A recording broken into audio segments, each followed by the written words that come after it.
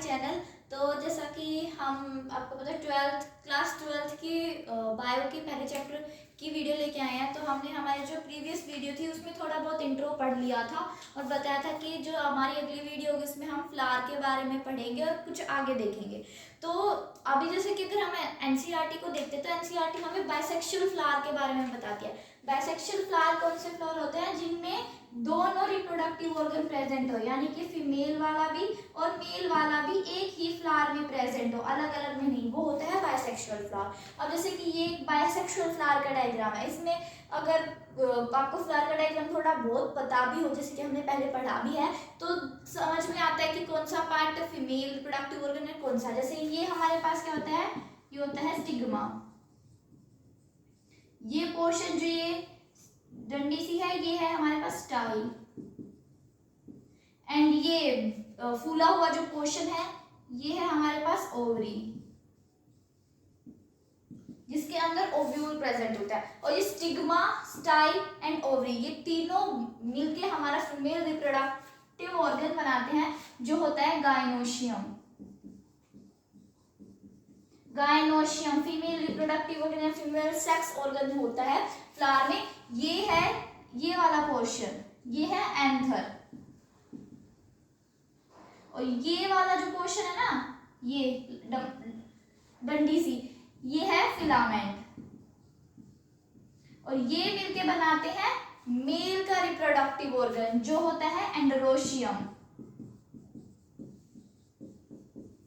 एंडरोशियम होता है male sex organ या मेल रिप्रोडक्टिव ऑर्गन। ये जो है, ये है हमारे पास पेटल। और ये जो ऐसे स्पाइक्स से दिख रही है ना आपको, ये है सेपल्स। लेकिन हमें इस चैप्टर में पेटल्स एंड सेपल्स के बारे में नहीं पढ़ना, हमें रिप्रोडक्शन पढ़ना है। तो रिप्रोडक्शन में हम सिर्फ एंड्रोशियम एंड गायनोशियम, जो फीमेल सेक्स ऑर्गन और मेल सेक्स ऑर्गन है, हम सिर्फ उनके बारे में ही पढ़ेंगे। ये जो फूला हुआ स्वोलन पार्ट है, ये है थैलेमस। थैलेमस एक स्वोलन पार्ट होता है जो फ्लावर को अपने ऊपर कैरी करके रखता है, ठीक है। और ये नीचे होती है पेडिकल, ये वाली पेडिकल होती है स्टोक, यानी कि जो फ्लावर होता है उसकी जो डंडी होती है उसको हम बोलते हैं पेडिकल।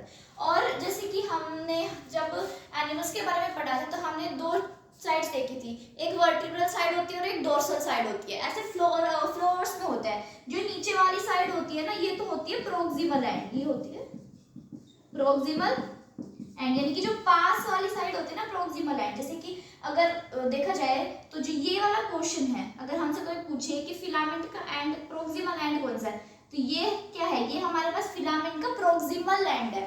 और ऊपर की साइड होता है डिस्टल एंड।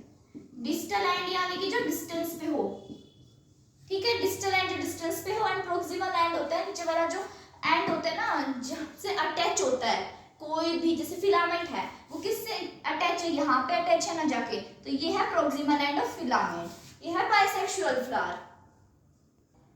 अब हम गोल्स के बारे में पढ़ते हैं कि फ्लावर में हमारे पास 4 गोल्स होते हैं। हमने 11th क्लास में भी जो मॉर्फोलॉजी वाला चैप्टर था उसमें हमने फ्लावर की पूरी मॉर्फोलॉजी पढ़ी थी, उसमें भी हमने गोल्स के बारे में देखा था।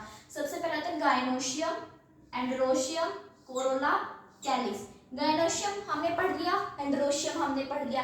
गायनोशियम क्या होता है? गायनोशियम होता है female sex organ and androecium होता है मेल सेक्स ऑर्गन।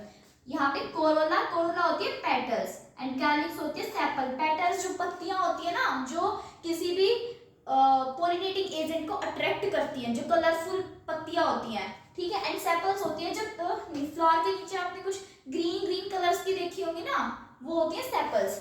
जो गायनोशियम और एंड्रोशियम होता है वो एसेंशियल होते हैं, फर्टाइल होते हैं, नेसेसरी वॉल्स होते हैं। ये essential, fertile and necessary walls है। लेकिन जो इसमें हमें वैसे इस चैप्टर में हमें कोरोना एंड कैलिक्स के बारे में नहीं पढ़ना है, बट कोरोना एंड कैलिक्स होते हैं वो नॉन एसेंशियल होते हैं, स्टेराइल होते हैं और एक्सेसरी वॉल्स होते हैं। अब ये एसेंशियल, फर्टाइल एंड नेसेसरी क्योंकि डायरेक्टली इन्वॉल्व होते हैं रिप्रोडक्शन में, लेकिन जो कैलिक्स एंड कोरोला होते हैं वो इनडायरेक्टली इन्वॉल्व होते हैं। लेकिन यूं नहीं है कि अगर ये नॉन एसेंशियल है, एक्सेसरी है, तो इनका कोई यूज ही नहीं होता, नहीं, इनका यूज होता है। अगर पेटल्स नहीं होंगी तो पॉलिनेटिंग एजेंट नहीं आएंगे, पॉलिनेटिंग एजेंट नहीं आएंगे तो रिप्रोडक्शन नहीं होगी, तो इनका भी रोल होता है, लेकिन ये इनडायरेक्टली रोल प्ले करती हैं। But gynoecium and androecium directly role play करते हैं। अब फ्लावर देखें,